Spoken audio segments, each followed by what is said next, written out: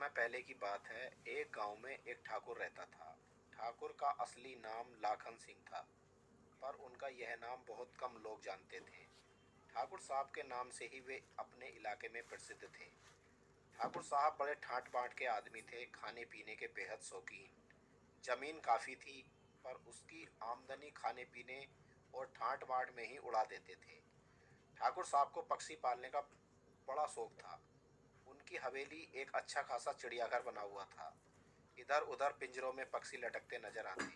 इन पक्षियों में सबसे अधिक दर्शनीय एक उल्लू था, जो ठाकुर साहब को सबसे प्रिय था। वैसे देखने में उस उल्लू में ऐसी कोई विशेषता नहीं थी, पर ठाकुर साहब ने उसे एक विशेष आदत का अभ्यास करा दिया था। उनके आदेश पर वह सोने की गिन्नी को निगल जाता था और उनके आदेश देने पर गिन्नी को मुंह से उगल भी देता था। ठाकुर साहब ने उसे यहाँ तक अभ्यास करा दिया था कि वह एक बार में 5 गिन्नियां तक निगल जाता था और आदेशानुसार उन्हें एक एक कर उगल देता था। अपने उल्लू की इस विशेषता को ठाकुर साहब ने किसी को बताया नहीं था। ठाकुर साहब की एक पुत्री थी।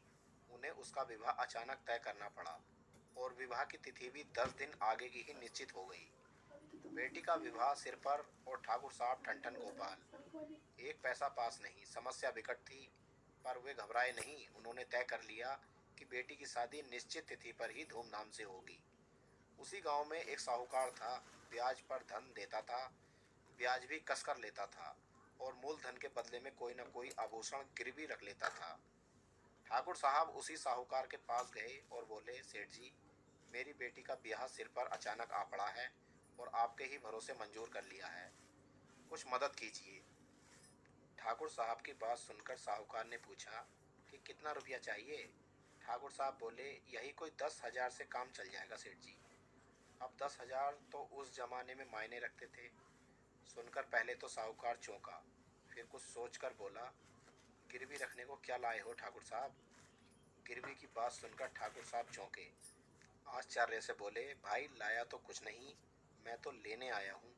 लेकिन क्या आपको मुझ पर विश्वास नहीं है जो ऐसी बातें कर रहे हैं।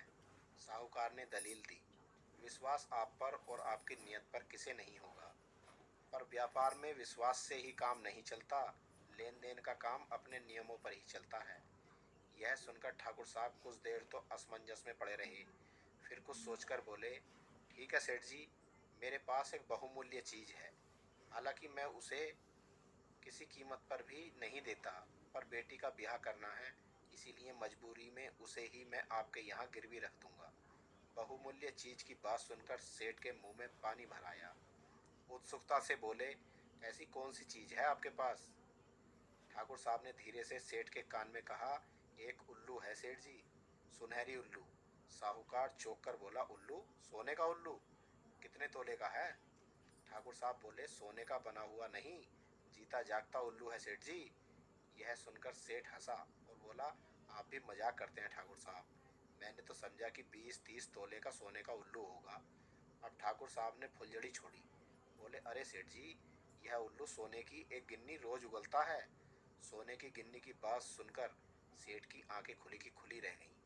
ठाकुर साहब समझ गए कि तीर चल गया है। वे अपनी बात पर और जोर देते हुए बोले, हाँ, सोने की गिन्नी, आप परीक्षा करके देख लीजिए। साहूकार मान गया। अगले दिन ठाकुर साहब उल्लू को 5 गिन्नियां खिलाकर साहूकार के यहाँ ले गए। उल्लू को सामने बिठाकर कहा, उगल बेटा, और उल्लू ने एक गिन्नी उगल दी। दूसरे दिन भी ठाकुर साहब ने साहूकार के सामने एक गिन्नी उगलवाई और तीसरे दिन सेठ से कहा कि अब वे उल्लू को आदेश दें। उत्सुकता से भरा साहूकार बोला, उगल बेटा, और उल्लू ने एक गिन्नी उगल दी। सेठ का मन बल्लियां उछलने लगा। उसने तुरंत चांदी के 10,000 रुपये ठाकुर साहब के सामने रख दिए। ठाकुर साहब ने रुपए थैली में भरे और जाते जाते बोले, सेठ जी, आपके ये 10,000 जल्दी ही लौटाकर अपना उल्लू ले जाऊंगा। साहूकार मुस्कुराते हुए बोला, अरे ठाकुर साहब, कोई जल्दी नहीं है, आराम से लौटाइएगा। ठाकुर साहब चले गए। साहूकार उल्लू के लिए एक खूबसूरत पिंजरा लाया और उसमें उसे बिठाकर अपने सोने के कमरे में टांग दिया। उल्लू के पेट में 2 गिन्नियां बची थीं। अतः अगले 2 दिन तो उसने गिन्नी उगली, किंतु तीसरे दिन साहूकार की खिलाई हुई रबड़ी उगल दी। जब 2-3 दिन तक वह रबड़ी उगलने का क्रम चला तो साहूकार घबराया। नौकर को भेजकर ठाकुर साहब को बुलवाया। ठाकुर ने आते ही कहा, कहिए सेठ जी, कैसे याद किया? सेठ झल्लाकर बोला, ठाकुर, तुमने मेरे साथ धोखा किया है। ठाकुर बोला, धोखा? मैंने क्या धोखा दिया आपको? सेठ ने गुस्से से कांपते हुए कहा, हाँ, तुमने धोखा दिया है, तुम बेईमान हो। अब ठाकुर ने साहूकार को घूरकर आंखें तरेरी और बोले, मैं बेईमान हूँ? ठाकुर के गुस्से को देखकर सेठ कुछ रुआसा हो गया।